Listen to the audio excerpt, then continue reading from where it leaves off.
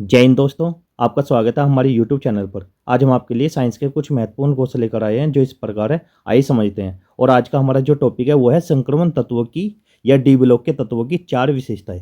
इनके बारे में जानेंगे। और जो हमारी वीडियो आती हैं वे जो बोर्ड एग्जाम में बार बार रिपीट हो रहे हैं क्वेश्चन उनके उपलक्ष्य में आ रही हैं। ठीक है। और आप सभी हमारे चैनल को सब्सक्राइब कर लेना और इसी तरीके की वीडियो डेली मिलती रहेंगी और हमारे से जुड़े रहना। ठीक है। और आज का जो क्वेश्चन है उसे हम समझते हैं। और आज का जो क्वेश्चन है उसे देखते हैं कि क्या है। देखो, संक्रमण तत्वों की या डिब्लॉक के तत्वों की चार विशेषताएं।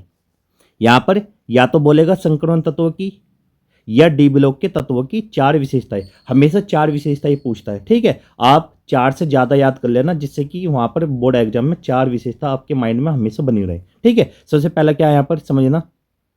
देखो, सबसे पहला जो पॉइंट हमारा, ये तत्व चमकीले रंग के होते हैं। जितने भी ये तत्व है डी ब्लॉक के या संक्रमण तत्व के जो तत्व है वे कैसे होते हैं? चमकीले होते हैं। चमकीले का मतलब क्या है? रंग बिरंगे होते हैं। ठीक है, ध्यान रखना, ये चमकीले होते हैं। ये तत्व उत्प्रेरक के रूप में कार्य करते हैं। जितने भी ये तत्व है संक्रमण तत्व या डी ब्लॉक के तत्व ये उत्प्रेरक के रूप में कार्य करते हैं। उत्प्रेरक क्या होता है समझना यहाँ पर। जैसे जैसे हम यहाँ पर समझते हैं। एक तो चमकीले का मतलब क्या है, जैसे यहाँ पर एक तो सी यू ले लो यहाँ पर, या जेड एन, एफ ई, जितने भी ये तत्व हैं सब क्या है? ये चमकीले तत्व हैं जितने भी। ठीक है। या ए यू, ए जी। ठीक है, जितने भी तत्व है तो चमकीले हो गए। और उत्प्रेरक क्या होता है? उत्प्रेरक जानते हैं हम यहाँ पर कि जैसे हमने यहाँ पर N2+3H2। अब जैसे ये रिएक्शन हम करते हैं यहाँ पर, यहाँ से क्या बनता है? 2NH3 अमोनिया प्राप्त होती है। तो जो भी यहाँ पर लिया जाएगा, यहाँ पर हमने क्या लिया? Fe, iron. अब जैसे ही हमने आयरन की उपस्थिति में क्या किया, यहाँ पर इक्वेशन सोल्व की है ये, तो ये वाला होता है उत्प्रेरक। जितने भी एरो के चिन्ह के ऊपर कुछ भी चीज या पदार्थ रखा होता है उसे बोलते हैं उत्प्रेरक। ये क्या करता है? ये क्रिया की दर को बढ़ाता है। जितनी स्पीड से ये मान ले कि अमोनिया बन रही थी उसकी स्पीड को आगा ना और तेज कर देता है। यहाँ पर जो भी पदार्थ रखा होता है, यहाँ पर क्या रखा है? Fe। तो ये Fe क्या करेगा? इसकी दर को बढ़ा देगा। जितनी तेजी से ये बन रही थी अमोनिया उससे और तेजी से, दुगनी फास्ट तेजी से क्या बनेगी? अमोनिया प्राप्त हो जाएगा। यहाँ पर बन गए। ठीक है। तो उत्प्रेरक क्या होता है? जितने भी एरो के चिन्ह के ऊपर कुछ भी पदार्थ है उसे बोलते हैं उत्प्रेरक। अब अगला पॉइंट क्या है यहाँ पर समझना। पहला क्या आता है? ये तत्व चमकीले रंग के होते हैं। जितने भी तत्व है चमकीले रंग के बताया, जैसे Fe हो गया या Cu, Ag, Au, कुछ भी हुआ, ये उत्प्रेरक के रूप में कार्य करते हैं। ये तत्व कैसे अनुचुंबकीय गुण दर्शाते हैं? अनुचुंबकीय का मतलब क्या है कि ये चुंबक का गुण है इनमें, लेकिन ज़्यादा नहीं है। कुछ में कम होता है, कुछ में ज़्यादा। जैसे यहाँ पर हम कुछ पदार्थ लेते हैं जैसे Cu, एक होता है Ag, एक होता है यहाँ पर Au और Fe।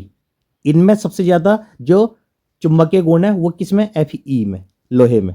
Cu में इससे कम है। Ag, ये तत्व अनुचुंबकीय गुण दर्शाते हैं। ध्यान रखना यहाँ पर।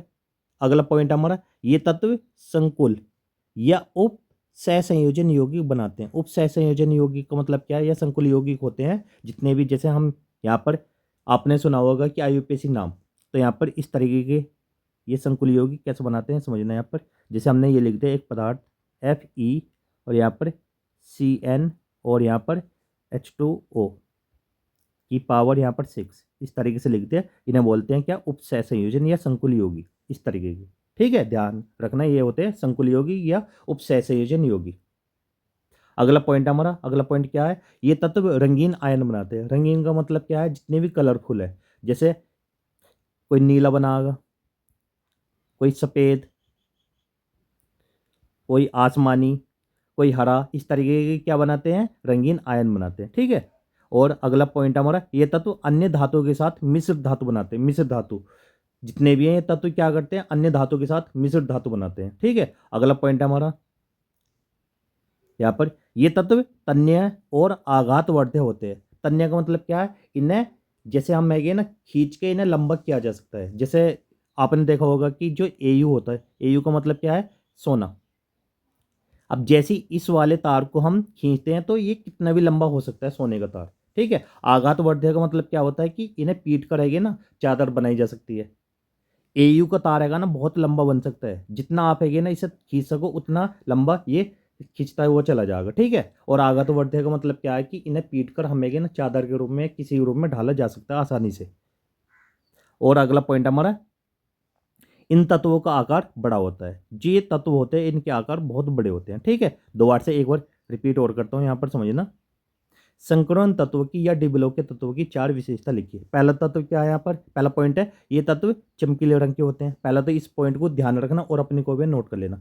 और अगला पॉइंट है, ये तत्व उत्प्रेरक के रूप में कार्य करते हैं। जितने भी यहाँ पर एरो के चिन्ह के ऊपर कुछ भी पदार्थ रखा होगा या तत्व रखे होंगे, वे किसका कार्य करते हैं, उत्प्रेरक का, ठीक है। अगला पॉइंट है, ये तत्व अनुचुंबकीय गुण दर्शाते हैं। अगला है, ये तत्व संकुल या उपसहसंयोजन यौगिक बनाते हैं। अगला पॉइंट है, ये तत्व रंगीन आयन बनाते हैं।